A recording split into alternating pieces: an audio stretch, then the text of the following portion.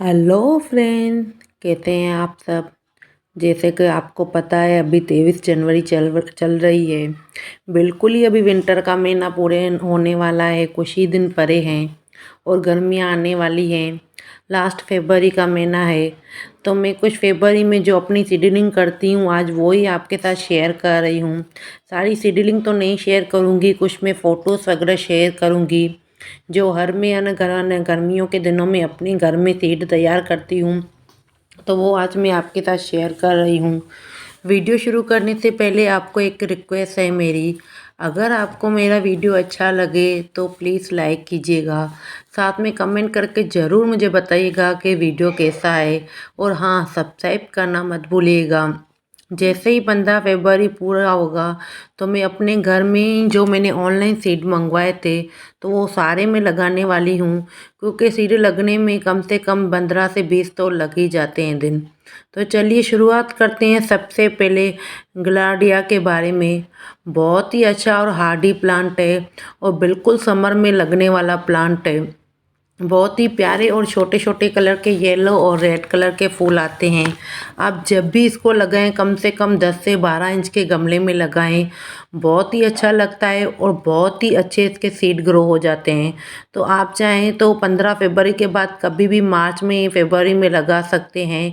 Best summer flower है।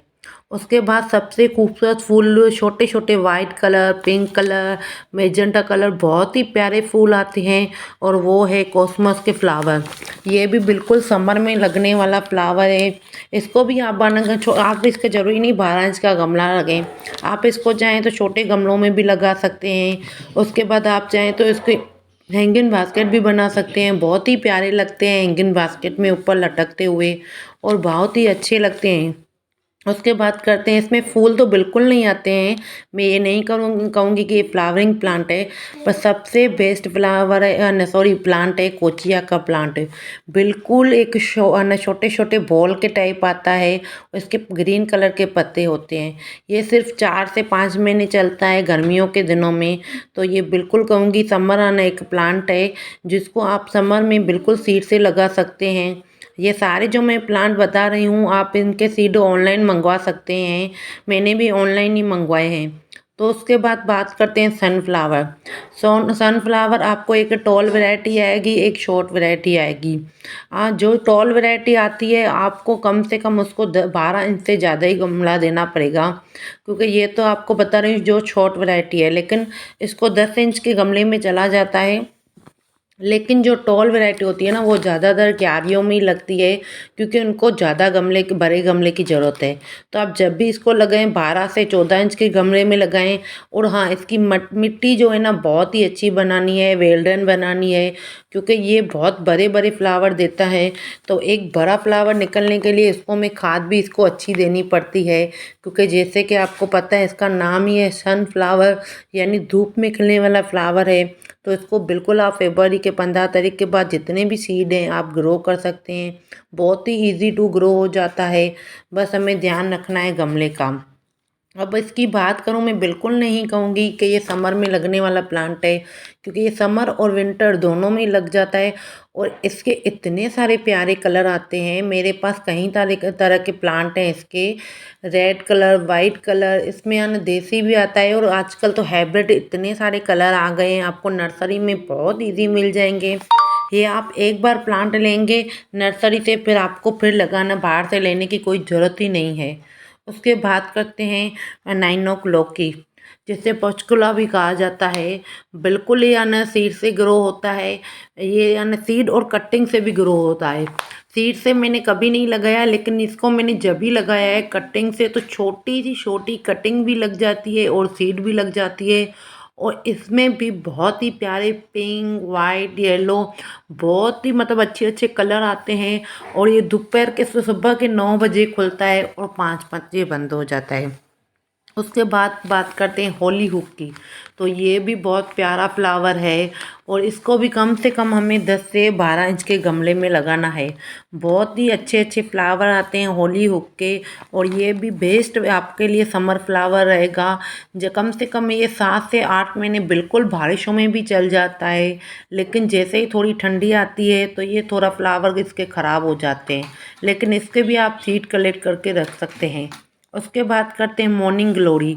ये एक छोटा प्लांट नहीं है, ये एक बेल है, लेकिन बहुत ही बड़ी हो जाती है और इसको गमला जो चाहिए ना बहुत बड़ा चाहिए। तो आप इसके सीड बिल्कुल ऑनलाइन मत मंगाइएगा, क्योंकि इसके आपके आसपास कोई भी गार्डन होगा, हमारे यहाँ तो कई सारे गार्डन हैं, तो ये बिल्कुल ये प्लांट लगा है और ये हाँ गवर्नमेंट नर्सरी में बिल्कुल आपको मिल जाएगा।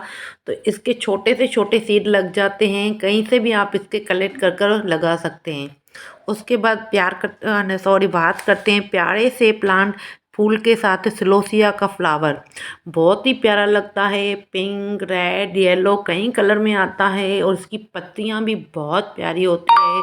तो आप इसको भी गर्मी के दिन में लगा सकते हैं। इसके लिए आपको 8 से 10 इंच का कम से कम गमला लेना पड़ेगा, लेकिन बहुत ही प्यारा इसके फूल होते हैं ना, बहुत ही प्यारे होते हैं। तो ये भी आप सीड से ग्रो करें। उसके बाद बात करते हैं एडिनियम। आप इसको बिल्कुल एक बार ख़रीदेंगे उसके बाद ख़रीदने की ज़रूरत ही नहीं है, क्योंकि इसके इतने सारे एक प्लांट में से सीड निकलते हैं ना, कम से कम आप 40 से 50 आप इसके प्लांट तैयार कर सकते हैं। अगर आपके पास आस पड़ोस में किसी के पास ये प्लांट हो तो आप उनसे भी सीड ले सकते हैं और बहुत ही इजी इसका नगाना सीड ग्रो हो जाते हैं। बस याद ये रखना है कि इनके सीड हमें रेत में ही लगाने हैं। उसके बाद बात करते हैं हम गोम्फिना के। ये प्लांट भी आपको सीड से बिल्कुल इजी टू ग्रो हो जाता है। फरवरी से मार्च के महीने में इसके सीड लग जाते हैं, लेकिन आपको ये एक बार ही प्लांट लाना पड़ेगा नर्सरी से, क्योंकि जब भी इसका ना मौसम आता है मार्च के महीने में, अपने आप मेरे यहाँ तो गमलों में खिल जाते हैं। जहाँ भी इसके सीड गिर जाते हैं मुरझाकर, और जैसे ही इसका सीजन शुरू हो जाता है ये अपने आप खुल जाता है। उसके बाद बात करते हैं जीनिया के प्लांट। ये भी एक बेस्ट फ्लावर है जो बिल्कुल सीड से ग्रो होता है। तो ये भी, इसमें भी अच्छे अच्छे वाइट ऑरेंज बहुत ही प्यारे फूल आते हैं। इसको भी आप फरवरी से मार्च के महीने में लगा सकते हैं। तो मुझे तो बिल्कुल इतने ही है ना फूल याद आ रहे हैं जो उनको मैं हर साल लगाती हूँ, क्योंकि आप अपने आसपास देख सकते हैं इनके, अगर किसी के पास पौधे तो वहाँ से भी आप फ्लावर कलेक्ट कर सकते हैं। तो आज के लिए इतना ही।